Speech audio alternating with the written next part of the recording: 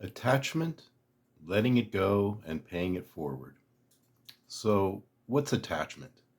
Attachment can be anything, person, or behavior that we become a little bit too attached to. Something that is an unhealthy habit, maybe even an addiction.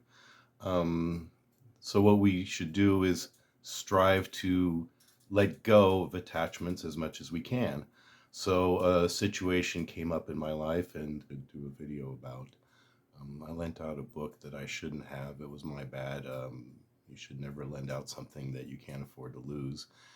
I had an attachment to the book.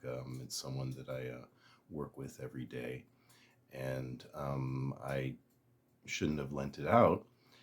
And as it turns out, the situation changed and I didn't get the book back. And so I started feeling a little bit of anxiety about not having this book. So my first thought is just put it out of your mind, right?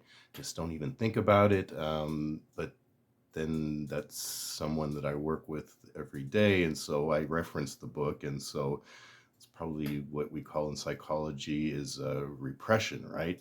So that's not going to work. So I thought, well, let me buy another book, right? Immediately buy another copy, but then it's an attachment, right? I have an attachment to the book, so why do I need to replace the copy immediately? Why is it so important to me? Should I be so attached to the book?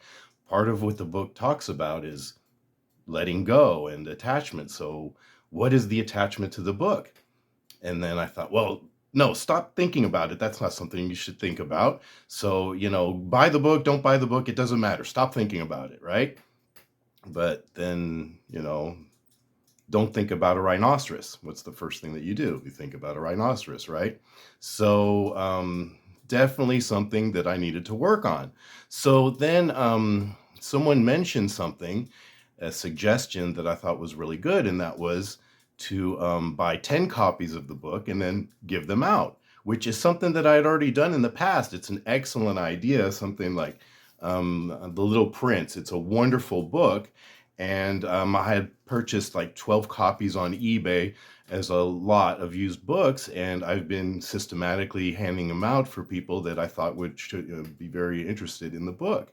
And it turned out wonderfully, and it's a good way to share with people, especially if you're a bibliophile. So one of the things I would suggest is if you really like books, and there's a particularly book in particular that you enjoy, that you should probably purchase many copies of the book, and then that way it's a way that you could share part of yourself with other people, and it's a good way for you to feel good about yourself, and it's a very energizing and powerful thing to do for yourself.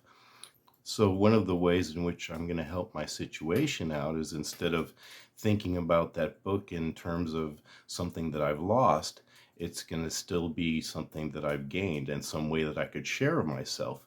Every time that there's someone that shows an interest in the book, I'll be able to share a copy, and I'll always have a copy available for myself.